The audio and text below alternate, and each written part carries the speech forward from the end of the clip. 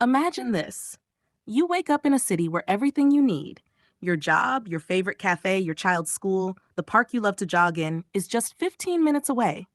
Not by car, but by foot or bike. Feels like a dream, right?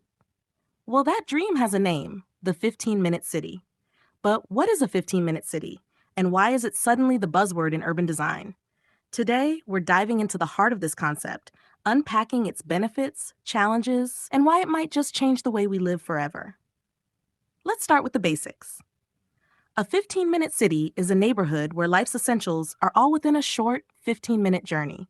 Whether it's work, education, healthcare, shopping, or leisure, everything is close by. The idea is to shrink the need for long commutes, reduce reliance on cars, and make life more sustainable, connected, and enjoyable. Picture this.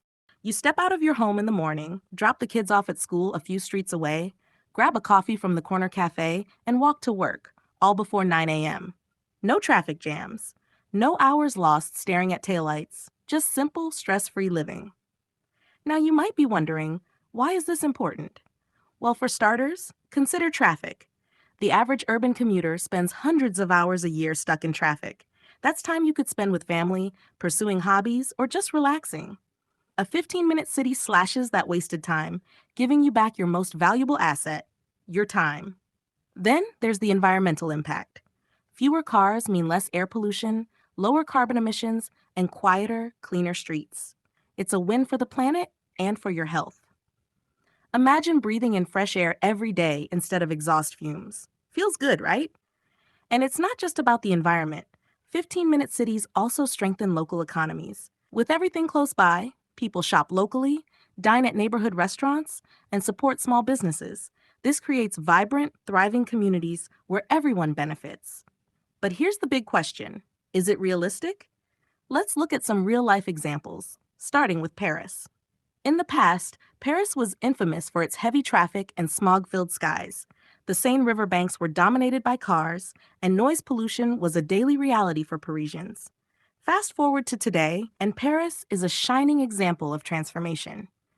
Under the leadership of Mayor Anne Hidalgo, the city has undergone a radical makeover. Major roads along the Seine have been converted into pedestrian promenades, bike lanes have been expanded across the city, and eco-neighborhoods are popping up everywhere.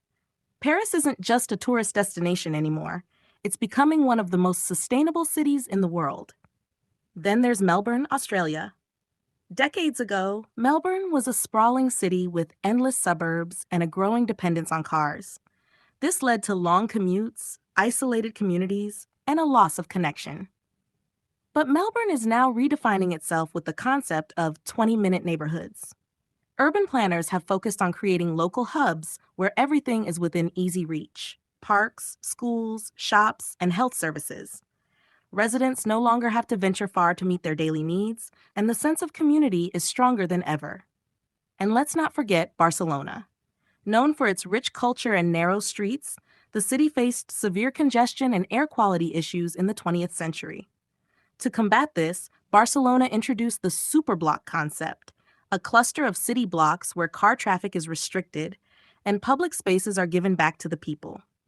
Inside these superblocks, streets are transformed into playgrounds, gardens, and community hubs. Residents can walk, bike, or simply relax without worrying about car traffic. But it's not just Western cities embracing the 15-minute city concept. Bogota, Colombia, has been a leader in promoting cycling and public spaces for decades. Every Sunday, Bogota closes its main streets to cars, creating a car-free haven for cyclists, runners, and families.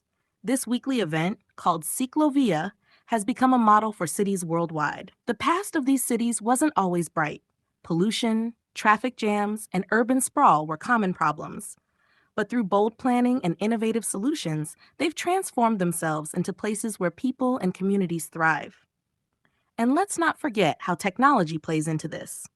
Smart city innovations, like real-time transit updates, shared mobility services, and energy-efficient buildings, make the 15-minute city even more viable.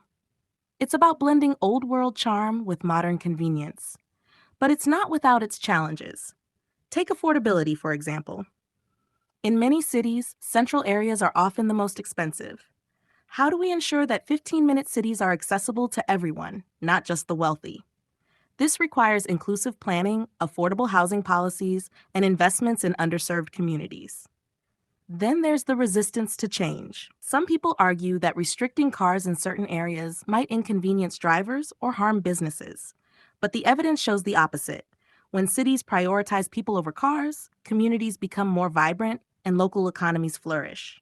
So the question is, can your city become a 15-minute city? It's not a one size fits all solution. Every city has its own history, culture, and challenges. But the core principles, accessibility, sustainability, and connection, are universal. At the heart of the 15-minute city is the idea of reclaiming our time and our communities. It's about building cities that serve people, not just vehicles. It's about creating places where you don't just live, you thrive.